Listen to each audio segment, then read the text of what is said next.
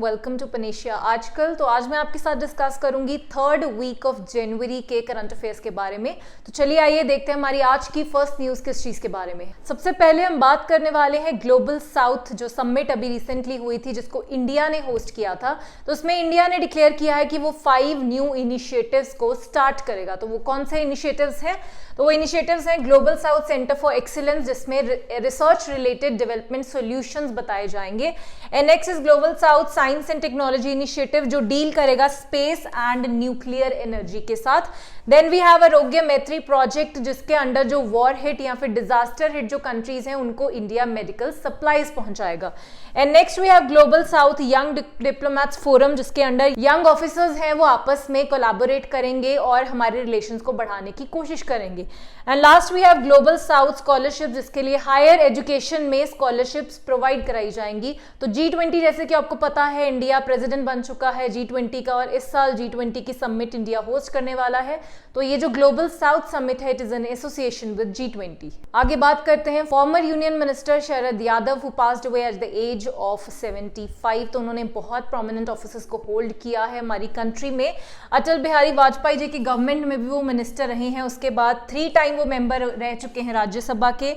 And he has been elected to Lok Sabha 7 times. तो उनका career काफी अच्छा रहा है। एंड ऑल्सो उन्होंने अपनी भी एक पार्टी बनाई थी जिसका नाम था लोकतांत्रिक जनता दल, जिसको उन्होंने इवेंचुअली मर्ज कर लिया था किसी और पार्टी के साथ। लेकिन उनका जो पॉलिटिकल करियर है वो इंडिया की जर्नी में काफी प्रोमिनेंट रहा है। आगे हम बात करते हैं वर्ल्ड इकोनॉमिक फोरम के बारे में। तो उसकी अभी एक एनुअल मीटिंग हुई है रिसेंटली, वेरी इंपॉर्टेंट। तो वर्ल्ड इकोनॉमिक फोरम की जो मीटिंग है वो शुरू हुई थी 16 ऑफ जनवरी और वो 20 ऑफ जनवरी तक चली है। तो it was founded in 1971 bye Swiss German economist जिनका नाम था क्लॉस श्वाब। तो इसके अंदर जो बड़े बड़े हमारे इकोनॉमिस्ट हैं या बड़े बड़े जो इंडस्ट्रियलिस्ट हैं वो आपस में आते हैं, बात करते हैं टेक्नोलॉजी के बारे में, इन्वेस्टमेंट्स के बारे में। तो ऐसी ही रिसेंटली एक और समिट हुई है जो 2023 की समिट थी।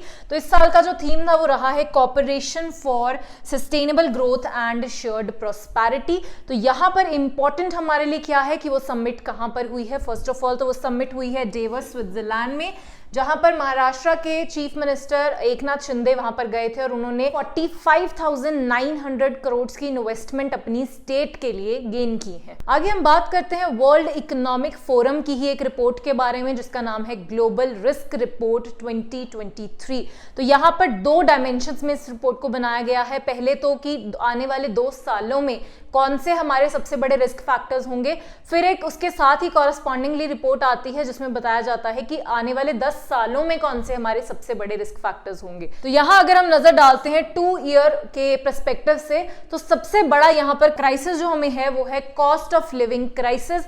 And next we have natural disasters and extreme weather events. इन दोनों ही चीजों में इंडिया का भी बहुत बड़ा रिस्क फैक्टर जो है वो कंट्रीब्यूट कर रहा है।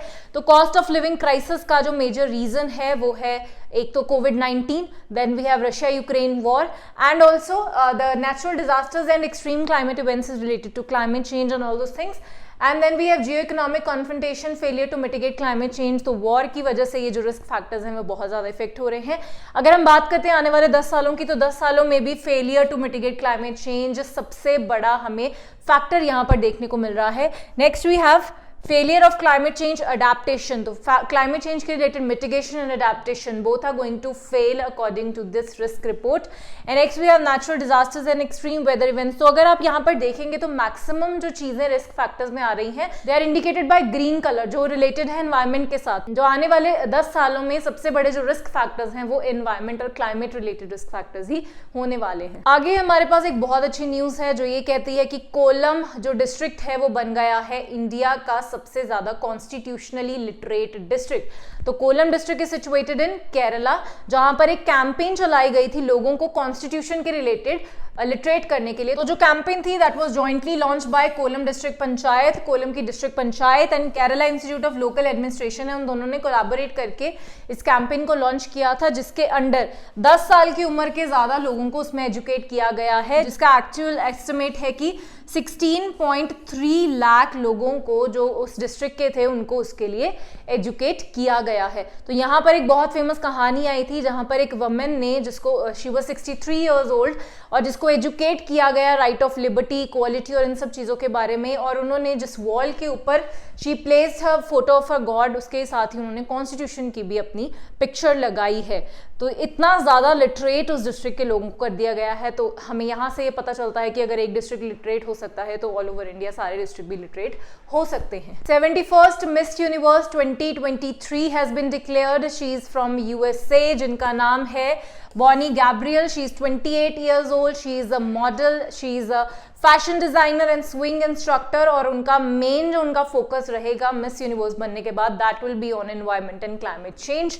और इसी के साथ यहाँ पर मैं आपको बताना चाहूंगी कि जो उनको मिस यूनिवर्स का क्राउन है वो 2022 मिस यूनिवर्स हरनाज संधू ने पहनाया था, जो इंडिया की तरफ से है।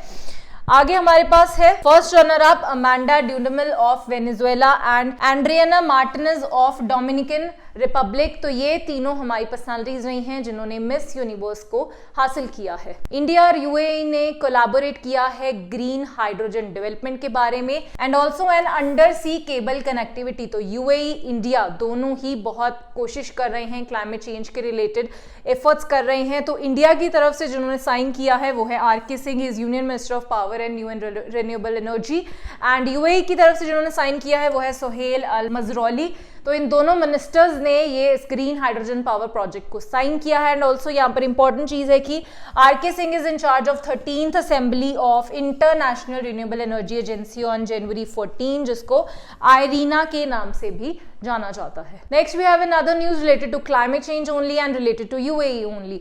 तो हमारी जो COP27, जैसे आपको पता है पिछले साल हुई थी COP27 अंडर UNFCCC जो हुई थी इजिप्ट में, तो COP28 के प्रेसिडेंट का नाम यहाँ पर डिक्लेयर हो चुका है। तो उनका नाम है Sultan Al Jaber, who is CEO of Abu Dhabi National Oil Company. तो जब भी ये कोई भी ऐसी समिट होती है, क्योंकि पेरिस एग्रीमेंट को हम फॉलो कर रहे हैं और इन सब चीजों को फॉलो कर रहे हैं, इसलिए इट्स वेरी एसेंशियल कि UNFCCC के होने वाले हर एक COP को आपको ट्रैक करना चाहिए। रशिया के सेकेंड लार्जेस्ट बैंक जिसका नाम है VTB बैंक, उसने इंडिया से डायरेक्ट रुपीज पेमेंट की ट्रांजैक्शंस को शुरू कर दिया है। अभी थोड़ी ही वक्त पहले हमारे फॉरेन मिनिस्टर एस जयशंकर जी ने इस बात पर शंका जताई थी कि दोनों कंट्रीज का जो ट्रेड इम्बैलेंस है वो बढ़ता जा रहा है। तो इसलिए रशिया ने उस चीज को खत्म करने के लिए, उस ट्रेड बैलेंस को खत्म करने के लिए जो इंडियन करेंसी है वो डायरेक्टली रशिया में मानी जाएगी। विच मीन्स कि अगर रशिया से किसी ने इंडिया में ट्रेड करना है या इंडिया में रशिया से ट्रेड करना है, तो आपको अपनी करेंसी को पहले डॉलर या यूरो में कन्वर्ट नहीं करना पड़ेगा, आप डायरेक्टली उस करेंसी में ट्रेड कर सकते हैं। तो world's first agri focused satellite, agriculture के ऊपर फोकस करेगी सैटेलाइट, जिसको लॉन्च किया है साउथ अफ्रीका में, और ये वर्ल्ड की फर्स्ट ऐसी सैटेलाइट है। तो इसका नाम है एग्रीसैट 1ZA008 और it is launch by SpaceX के रॉकेट में इसको लॉन्च किया गया है, जिसका नाम है Falcon 9। Very important for your exam. और ये जनरेट करेगा up to revenue of 108 million. तो ये काम क्या करने वाली है? ये करने वाली है harvest monitoring, application mapping, seasonal planning and assessments. तो ये सारे काम ये करने वाली है, जिससे वी आर एक्सपेक्टिंग कि हम जो एग्रीकल्चर के ऊपर जो इन्वेस्टमेंट करेंगे, इसको फोकस में करते हुए जो इमेजेस हमें सैटेलाइट से मिलेंगी, उसकी इन्वेस्टमेंट से हमें 108 मिलियंस का इंक्रीज हमें देखने को एग्रीकल्चर में मिलेगा। 21st edition of India France bilateral exercise Varuna 2023 जो अभी जनवरी में हुई है, तो बात करते हैं कि it commenced on the western seaboard on 16th Jan 2023। It initiated in 1993, लेकिन इसका वरुणा जो नाम है वो रखा गया था 2011 में। 5 दिन के लिए ये हुई थी from 16 to 20 January. Very important for your exam. Varuna India के लिए नेवल एक्सरसाइजेज में एक बहुत प्रोमिनेंट नाम आता है। तो वरुणा कौन सी दो कंट्रीज के बीच में होता है? India and France. आगे एक बहुत ही ज्यादा इंपॉर्टेंट रिपोर्ट के बारे में बात करेंगे, survival of the richest report, जो देता है ऑक्सफैम इंटरनेशनल। तो रिपोर्ट आपने न्यूज में भी बहुत बार सुना होगा, क्योंकि इस रिपोर्ट की जो आउटकम आया है, क्योंकि इस रिपोर्ट में जो हमें देखने को मिला है वो हमारी इनकम इनइक्वालिटीज का जो डिफरेंस है वो बहुत ज्यादा हाईलाइट करता है। तो रिपोर्ट क्या कहती है कि रिचेस्ट 1% इन इंडिया के जो रिचेस्ट 1% है वो इंडिया की 40% ऑफ वेल्थ को होल्ड करते हैं। तो आप देखिए कि डिफरेंस कितना ज्यादा है। और यहां पर वो ये भी कहता है कि bottom half of the population together shares just 3% of wealth, और जो बॉटम का 0.5% है, उन 1% को निकाल के जो बाकी का बचता है वो 50% सिर्फ 3% वेल्थ को होल्ड करता है. So there is a wide disparity in income distribution in India. इसके अलावा ये क्या कहता है कि female workers earn up to 63 पैसे फॉर एवरी 1 रुपी. तो यहाँ पर एक और डिफरेंस हमें देखने को मिलता है, that is based on gender, that if every man is earning 1 rupees in comparison to that female is earning only 63 पैसे even on the same job. Gender inequality में भी जो इंडेक्स आता है उसमें भी इंडिया का रैंक इसीलिए इतना नीचे आता है. यहाँ पर उस चीज की हमें क्लैरिटी हो जाती है. And last we have since the pandemic began till November 2022 billionaires wealth surged by 121%. तो जब से नवंबर 2021 से पैंडेमिक शुरू हुआ है तब से जो बिलियनर्स हैं उनकी वेल्थ 121% और इंक्रीज हो गई है, मतलब डबल होने से भी ज्यादा हो गई है. तो बहुत ही ज्यादा ग्रेव पिक्चर हमें हमारे देश की यहाँ पर देखने को मिल रही है. एनसीईआरटी ने अभी रिसेंटली लॉन्च किया है India's first national assessment regulator, जिसका नाम रखा गया है परख. परख जिससे आपको पता चलेगा कि असेसमेंट को ही हम बेसिकली हिंदी में परख बोलते हैं. तो it is a part of implementation of national education policy 2020. तो ये 3 मेजर चीजों को असेस करने वाला है. वो कौन सी चीजें हैं?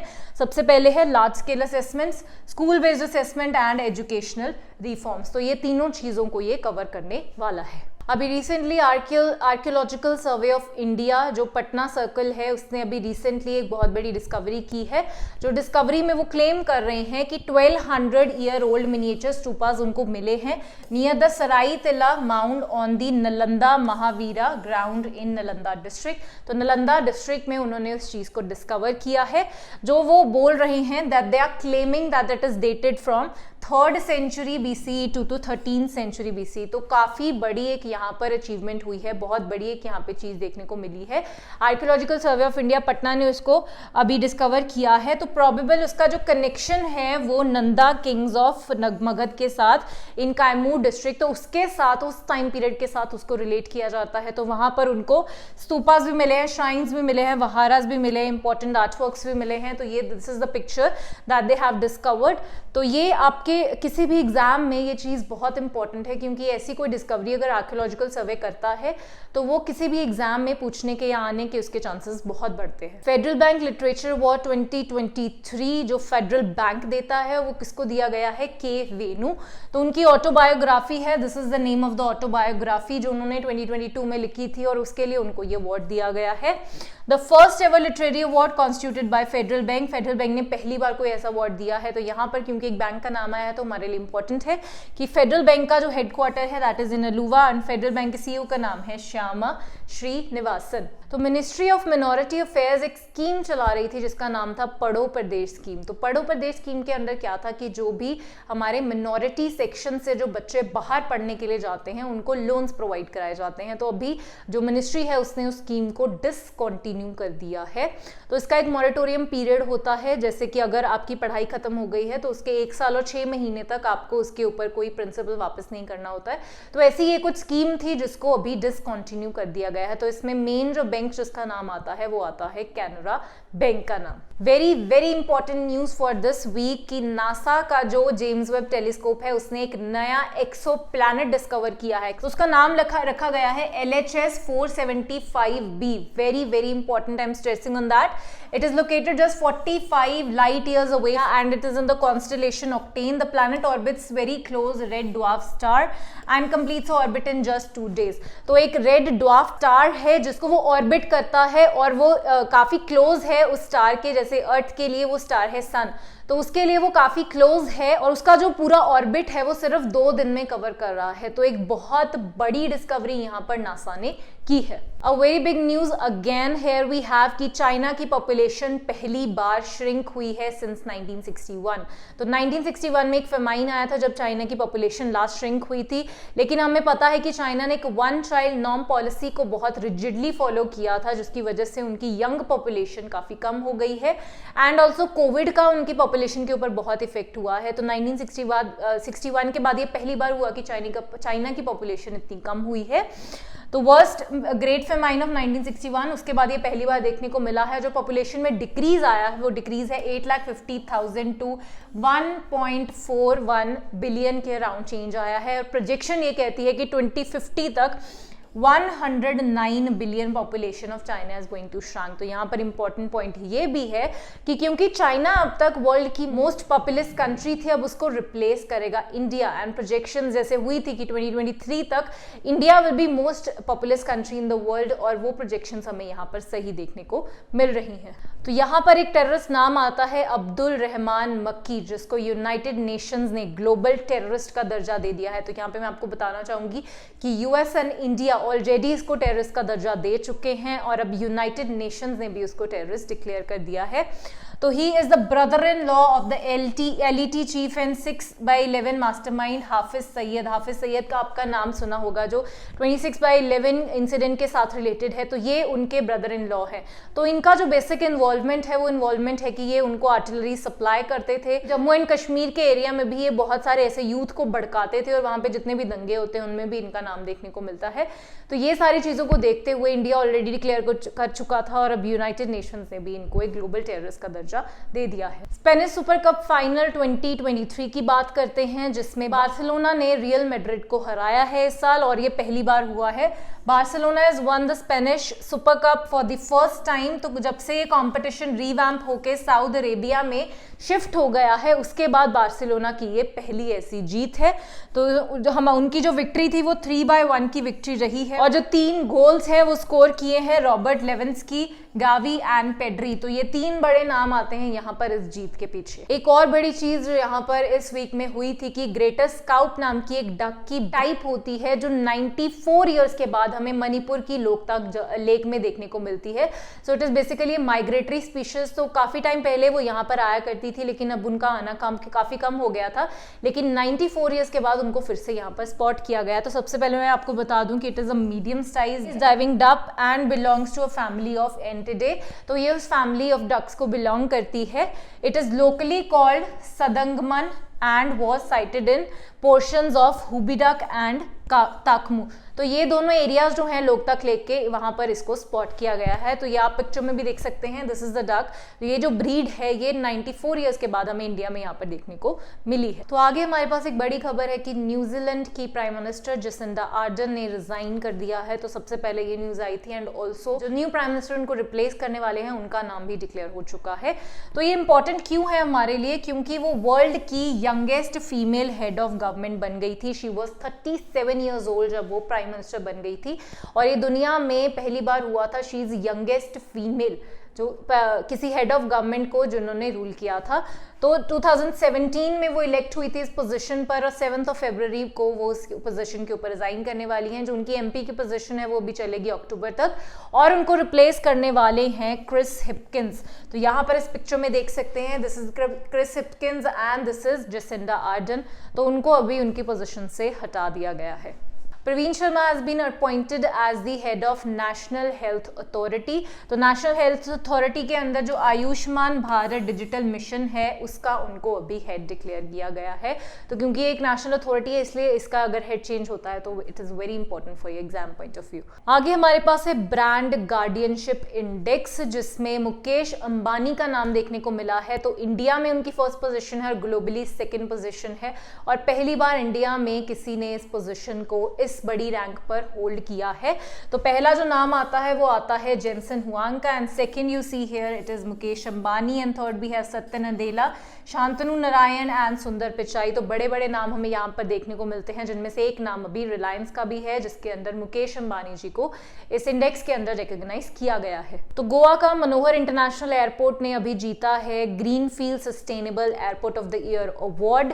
तो इट इज ये जो एयरपोर्ट है इसको बनाया है GMR Goa international airport limited के अंदर। तो under the aviation sustainability and environment at एस्कॉम 14th इंटरनेशनल कॉन्फ्रेंस के अंडर जो अभी न्यू दिल्ली में हुई थी, वहां पर इसको ये अवार्ड दिया गया है।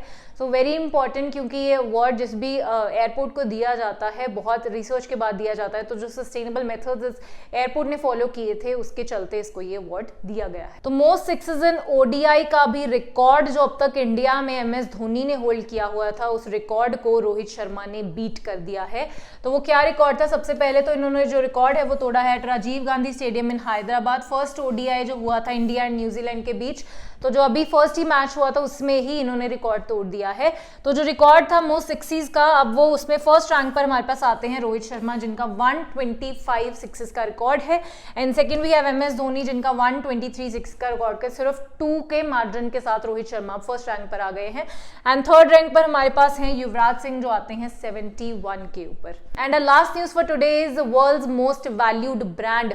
तो अमेजॉन ने अपनी पोजीशन को वापस ले लिया है। 2022 में वो पोजीशन पर एप्पल आ गए थे और अमेजॉन सेकंड पर आ गया था, लेकिन अमेजॉन ने इस साल उस पोजीशन को वापस जीत लिया है। तो यहाँ देखिए फर्स्ट पोजीशन पर हमारे पास है Amazon, next we have Apple, then we have Google, Microsoft, Walmart. तो हमेशा यही कुछ 3-4 कंपनीज हैं जिनकी पोजीशन आपस में रोटेट होती रहती है। तो इस साल जो रिकॉर्ड है वो अमेजॉन ने हायर कर लिया है। और इंडिया की अगर हम बात करें तो इंडिया में 69th रैंक पर आया है टाटा ग्रुप, और 150th रैंक पर है Infosys, then we have LIC। तो इसी लिस्ट में जो बड़े नाम इंडिया के भी आते हैं वो हमारे हैं LIC, टाटा और ये सब groups. So this was all about your current affairs of third week of January. बने रहिए हमारे साथ हमारे यूट्यूब चैनल पर। Thank you.